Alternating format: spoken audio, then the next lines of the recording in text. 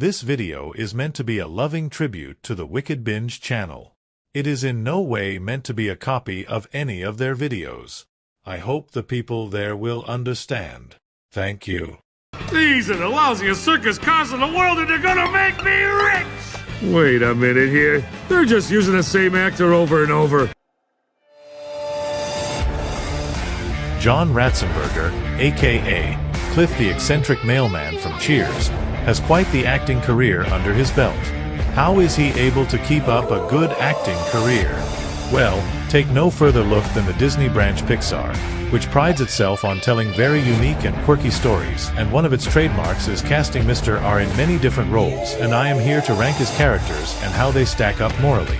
Now to get this out of the way, Ratzenberger's performances in some relatively recent Pixar movies have been diminishing, mostly to characters only giving out one line and not being all that important to the plot, but I managed to find enough characters who play at least some kind of role in their films with the exception of one, that being Juan Ortodontia from Coco, because he doesn't really do anything and is just a background character.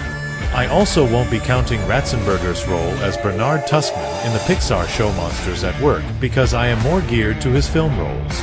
Another thing to get out of the way is that there are at least 5 films where Mr. Ratzenberger has not voiced a character in Soul, Luca, Turning Red, Lightyear, and Elemental, meaning they will also be excluded. Here's hoping Elio will have Johnny Boy come back. With all that said, let's get to it. This is John Ratzenberger's Pixar characters, good to evil. I will start with the most purest of Ratzenberger's Pixar roles. These are the good characters.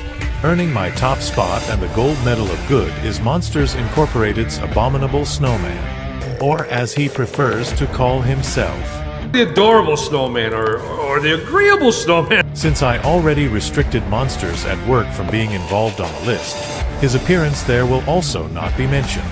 Anyway, why does the snowman earn the top spot? Because he was willing to help out Mike and Sully when they got banished to the Himalayas by taking them to his cave for shelter.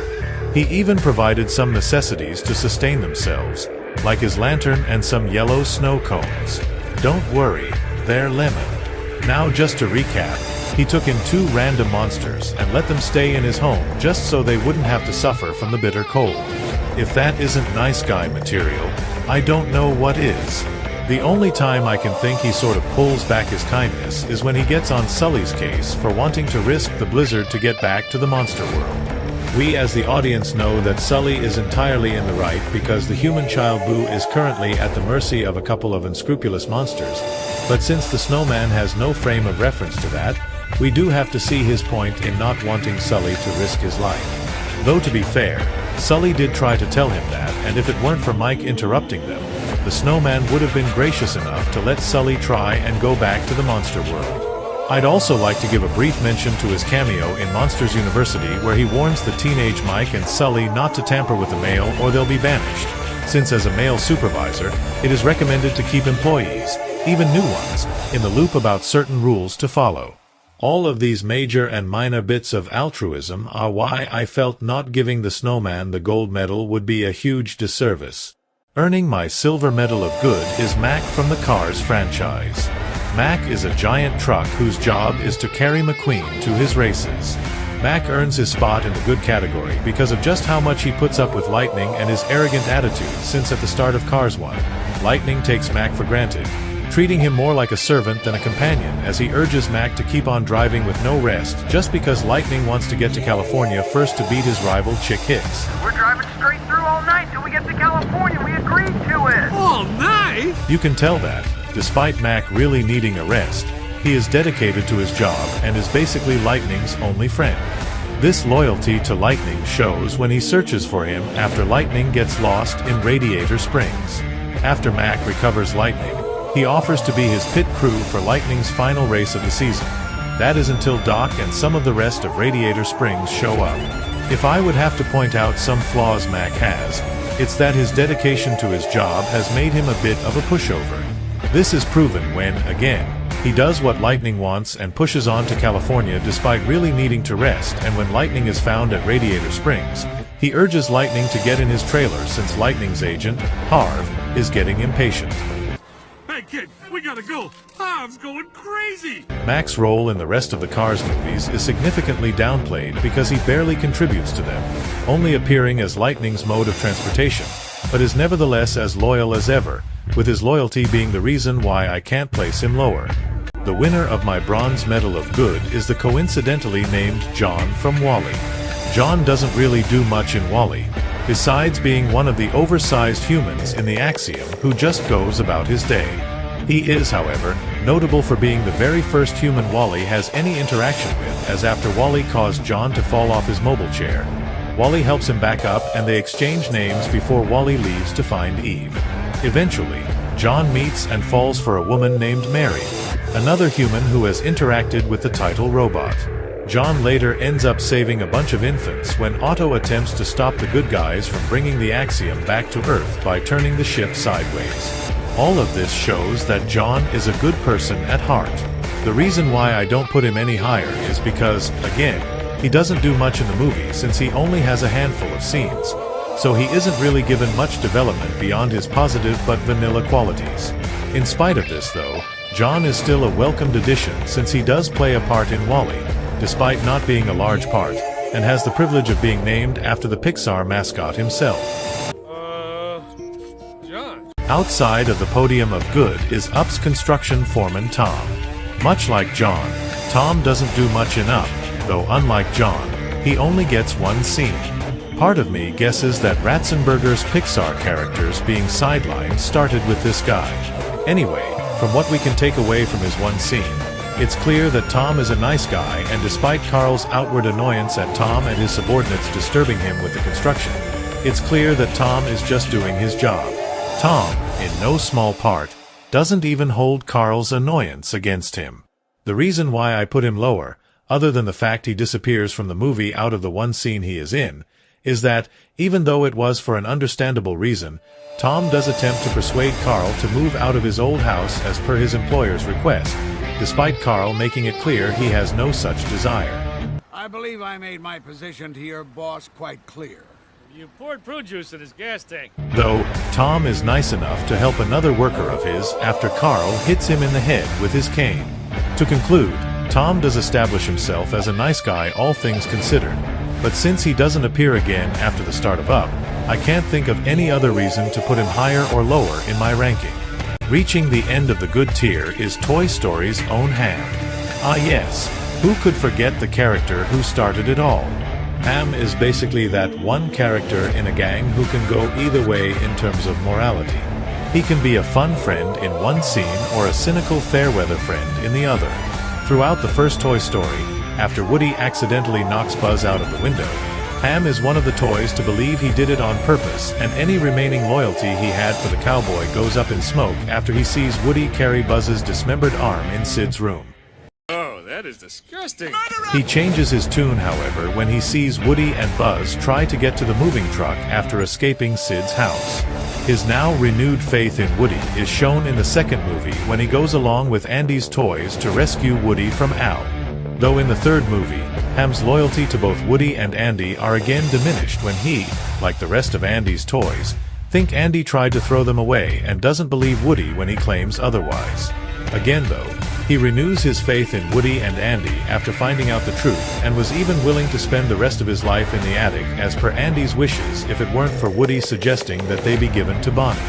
Ham's role in Toy Story 4 is less important compared to his roles in the first three movies since he was simply trying to get Woody and Forky back home, but has no scenes beyond those contributions. To give out my final judgment here, Ham can be a good friend, but he unfortunately can also be disloyal in a misunderstanding regarding one of his friends or even his very owner.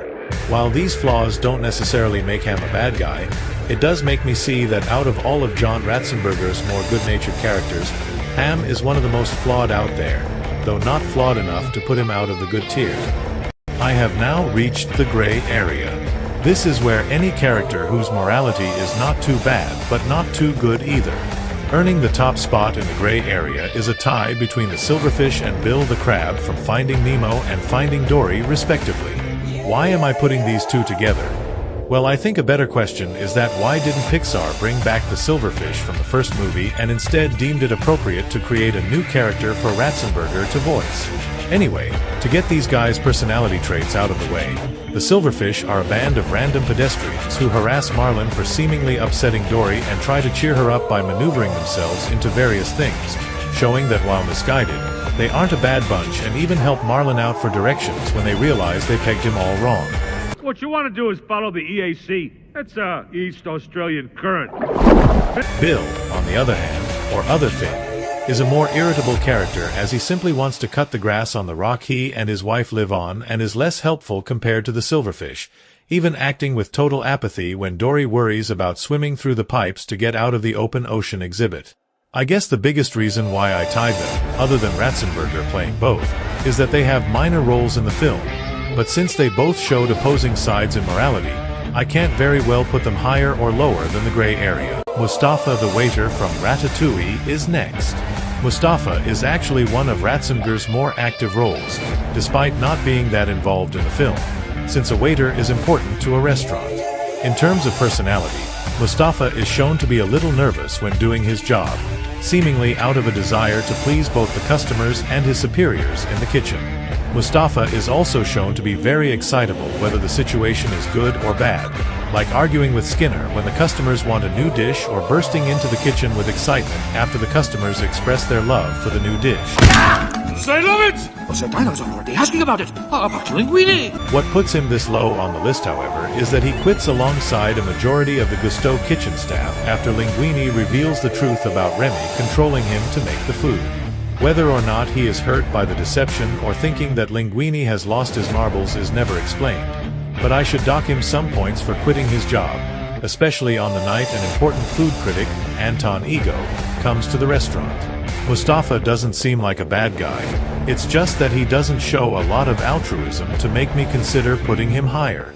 Gordon from Brave is next on my list. Originally, I wasn't going to include Gordon because I considered him to not be that involved in Brave, but I did some research and realized he did more than I gave him credit for. As the simple gate guard, Gordon's job is to basically guard Dunbrock Castle from intruders, but he seems to be the butt of jokes as seen when he gets slammed in the door. He also seems to be a devoted follower of King Fergus as he helps Fergus track down and try to kill a bear, mostly due to the land being paranoid about those animals. The only good thing I've heard him do is try to fight Mordu near he film's ending. All of the other stuff though is mostly out of a sense of duty more than anything, which is also the reason why I am not putting him any lower on the list because simply doing your job is not a personality trait. I can't even tell if it's even a morality trait. If nothing else, Gordon is both as neutral and forgettable as they come. Next on my list is Ratzenberger's as up-to-date final character for a Pixar film, construction worker Fenwick from Onward. Fenwick is basically if Tom from Up was a lot more irreverent since, despite appearing in one scene in Onward, he is shown getting annoyed when Barley trespasses into a destruction site for an old water fountain to find a magic gem. While we do see his point, since as established in the beginning, Barley actually tried to stop them from destroying a historical object scheduled for demolition, it doesn't take away that it was rather less than stellar to force him out. Unfortunately, that's where my judgment of him stops because Fenwick does not have too much good or bad qualities to put him higher or lower, so it's best to just move on. Rounding out the gray area is Fritz from Inside Out 1 and 2. Now, Fritz is just a random mind worker who simply does construction around Riley's mind, similar to both Tom and Fenwick. In fact, like Fenwick, he mostly sticks to his job more than anything. Though what puts him this low on the list is his appearance in the sequel where after 4 of Riley's emotions get lost in her mind, they call out to Fritz and another mind worker across the sarcasm, wanting their assistance in getting across said chasm. However, all of their attempts to call out to the mind workers come out as sarcastic mockery, which offends Fritz enough to leave them hanging. Since Fritz should know how the mind works, he should most likely understand that maybe the emotions weren't actually making fun of him and should have been more helpful to them. If he is this overly sensitive to leave some people in distress behind, maybe he should gain more thick skin. Yet, if this is the worst he is, then Fritz is lucky I don't consider that to be too bad to put him in the bad tier. Wow. Those guys are jerks. Speaking of which, we have now reached the worst of John Ratzenberger's Pixar characters. These characters range from bad to evil. Earning the Bronze Medal of Evil is P.T. Flea from A Bug's Life. P.T. is a circus ringmaster who only has one thing on his mind: money. Yes, this is sort of typical for a businessman, or business bug in his case, and you could make the argument that P.T. is just simply doing his job, but when you take his money-hungry mindset into account, you realize that he isn't really the type of guy you'd want as a boss. This is shown in his opening scene, as when his circus begins to lose customers, he makes his performers do a very life-threatening move just to keep the audience entertained. Granted, he ends up being a victim of said move and does fire his acts unceremoniously when they failed to save him in time. You're all fired. But he does want to rehire them so that they can continue doing the act since the audience loved it, showing that he's willing to even endanger himself in the name of profit.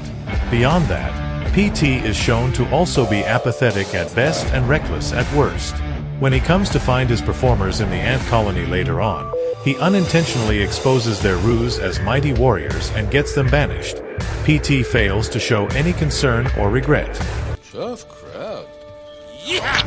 Also, at the film's climax, he was even willing to torch a fake bird made by the ants when he thinks said bird is real and killed one of his acts. Yes, he was locked out of the loop on the latter ordeal, but the fact that he was willing to use an arson attempt as a protection method does show that he is quite nutty, especially since the fake bird was being manipulated by Flick and a bunch of little girl ants, who would have died if they didn't crash and escaped. Why isn't he lower on the list?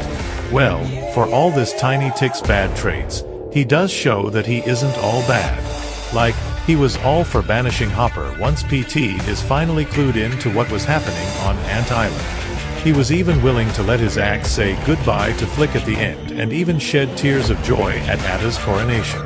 And yet, these positive traits are so few that I couldn't find the heart to put P.T. any higher.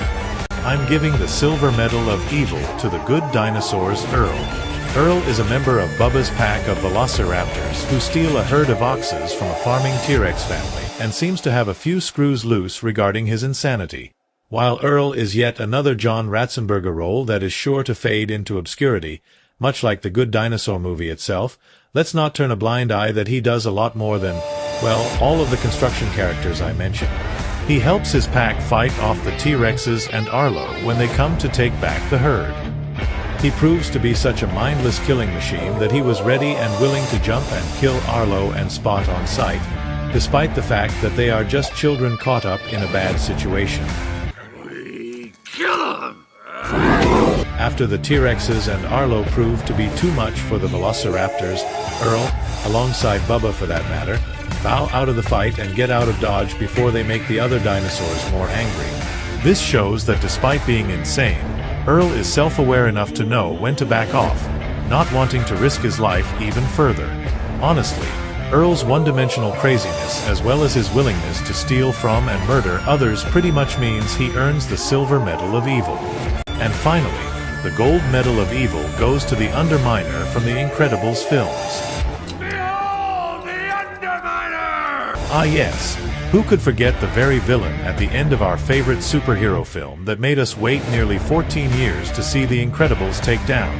This guy has pretty much left an impression on fans, to the point where there was even a non-canonical video game that would continue this very storyline. Anyway, since he doesn't really do anything in the first Incredibles, we see him in action in the sequel, where he causes a large amount of property damage all just to steal a tank full of money from the local banks, not caring who gets hurt in the process. Compared to P.T. and Earl, he's sort of like a combination between the two, having P.T.'s greed and Earl's insanity. Only these toxic traits are cranked up to 100% as he steals money, and he is insane enough to let his giant drill freely roam and destroy the city when he decides to bail out before Mr. Incredible can catch him. The Underminer is a memorable character voiced by John Ratzenberger and the most evil character he voiced. And that's it for the list. Thank you all for watching, and I hope you enjoyed the video.